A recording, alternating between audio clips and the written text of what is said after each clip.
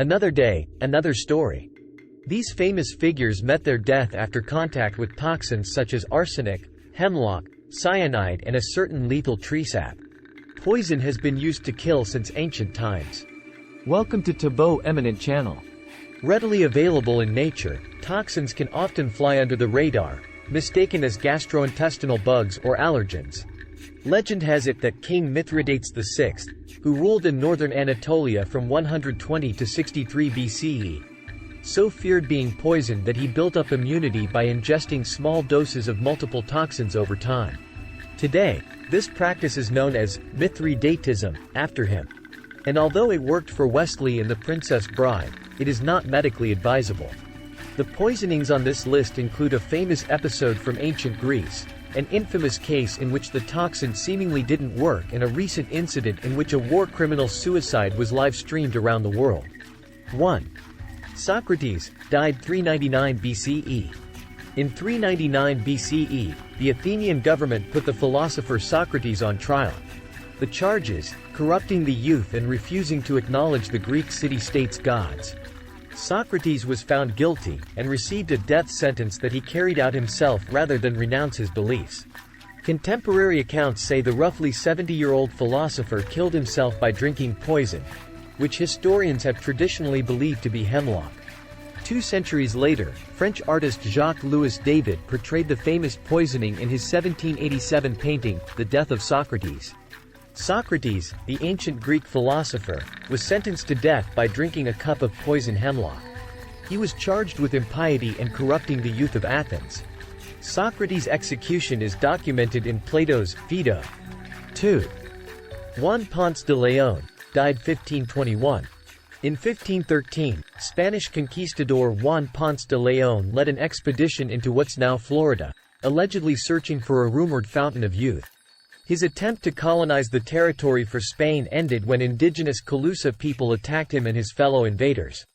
Juan Ponce de Leon was a Spanish explorer and conquistador who is famously associated with the legend of searching for the fountain of youth in Florida. While his death is not attributed to poisoning, I can provide you with some information about his life and explorations. Juan Ponce de Leon was born around 1474 in Santurvas de Campos, Spain. He came from a noble family and was educated in military tactics and navigation. He accompanied Christopher Columbus on his second voyage to the Americas in 1493 and later participated in the conquest of Puerto Rico in 1508. Ponce de Leon is best known for his exploration of Florida. In 1513, he led an expedition to the southeastern coast of what is now the United States. He named the land La Florida and claimed it for Spain. It's worth noting that the popular myth of Ponce de Leon searching for the fountain of youth is not well supported by historical evidence. While he did explore Florida, there is limited documentation to support the notion that he was specifically seeking a mythical fountain of eternal youth. In 1521, Ponce de Leon attempted to establish a settlement in Florida, but his expedition was met with resistance from local Native American tribes. During a battle with the Calusa tribe near present-day Fort Myers, Ponce de Leon was seriously wounded by an arrow. The wound became infected, and he died from his injuries shortly thereafter, on July 1, 1521. Ponce de Leon's explorations and interactions with indigenous peoples played a significant role in the early Spanish colonization of the Americas. While he is often remembered for the Fountain of Youth legend, his contributions to the exploration and colonization of the New World are his most enduring legacy.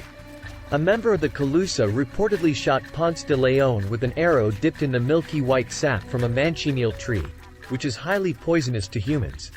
One touch of its bark can cause excruciating blisters, while one bite of its fruit can prove fatal. The European invaders brought Ponce de Leon to Spanish-controlled Cuba, where he died from his injuries. 3. Charles Francis Hall, died 1871. American Charles Francis Hall was an Arctic explorer and joint commander on the Polaris expedition, a failed attempt to reach the North Pole. In late October of 1871, Hall began complaining of gastrointestinal issues and other health problems, and accused members of the expedition of poisoning him. 2 weeks later, he died in his cabin.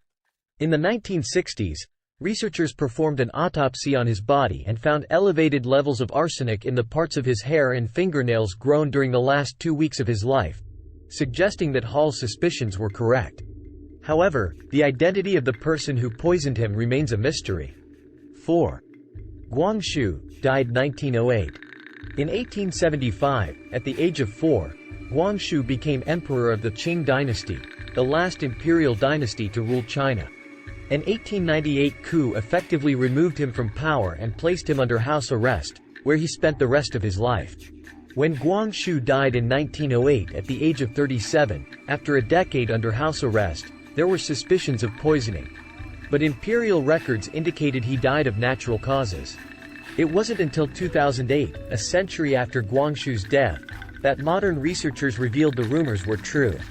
Examinations of his body indicated that it contained extremely high levels of arsenic. As with Hall's death, who poisoned him remains a mystery. 5. Grigori Rasputin, died 1916.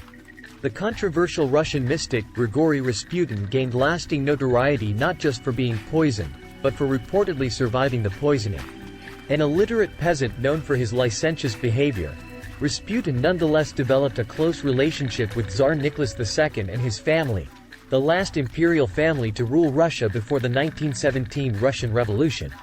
In December 1916, Prince Felix Yusupov and his associates conspired to kill Rasputin by serving him food and drink laced with potassium cyanide.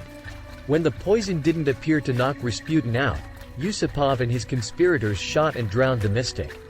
Yusupov's account of the events helped turn Rasputin into a legendary figure, sparking several theories about how he may have survived the poisoning. 6. Stefan Bandera, died 1959. A leading Ukrainian nationalist militant, Stefan Bandera went to prison in the 1930s for his involvement in the assassination of a Polish official.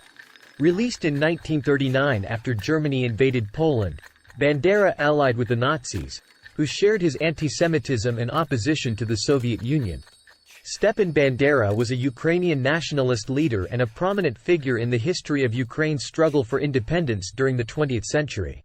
He played a significant role in advocating for Ukraine's sovereignty and national identity. While his death was not attributed to poisoning, I can provide you with an overview of his life and activities. Stefan Bandera was born on January 1, 1909, in Urinov Staryi, which was then part of the Austro-Hungarian Empire and is now in western Ukraine. He was raised in a nationalist family and became involved in various Ukrainian nationalist organizations during his youth. In the 1920s and 1930s, Bandera was active in the Organization of Ukrainian Nationalists, OUN, a group that aimed to achieve an independent and unified Ukrainian state. The OUN's activities were often met with resistance and repression from both Soviet authorities and Polish authorities, as Ukraine was divided between these two countries at the time. Bandera's activities and advocacy for Ukrainian independence led to his arrest and imprisonment by Polish authorities. During World War II, when Ukraine was under Nazi occupation, Bandera's OUN sought to establish an independent Ukrainian state, cooperating with Nazi Germany initially. However, ideological differences and tensions eventually led to conflicts between the OUN and the Nazis. Bandera's legacy is complex and controversial. While he is revered by some as a hero for his efforts to promote Ukrainian nationalism and independence, he is also criticized for the collaboration between some factions of the OUN and Nazi forces during the war. After the war, Bandera and other OUN members continued to resist Soviet rule, and he was arrested by West German authorities. On October 15, 1959, Stefan Bandera was assassinated in Munich, West Germany. He was killed by a KGB agent who used a cyanide-tipped pellet in an umbrella to poison him.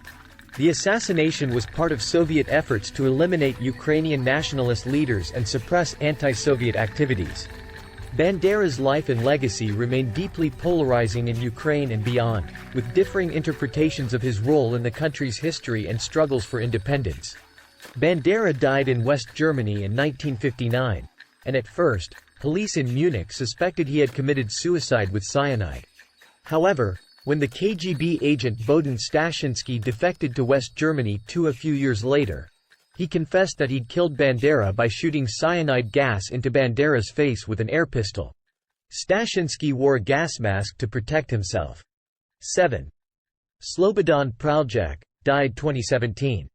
In November 2017, former Bosnian Croat military commander Slobodan Praljak stood before a United Nations tribunal in The Hague to appeal his 20-year prison sentence for war crimes. When the judge upheld his sentence, Praljak declared he was not a war criminal, and then quickly drank something from a vial. He then announced to the shocked courtroom that he had just swallowed poison. Praljak died hours later at a hospital, but the video of him taking the poison was live-streamed on the court's website. The footage of Praljak's suicide spread online, becoming a meme. An investigation revealed he had poisoned himself with potassium cyanide. The Hague Public Prosecution Service never determined how Praljak, then being held at the UN detention unit, obtained the toxin. Thanks for watching. Request you to subscribe the channel.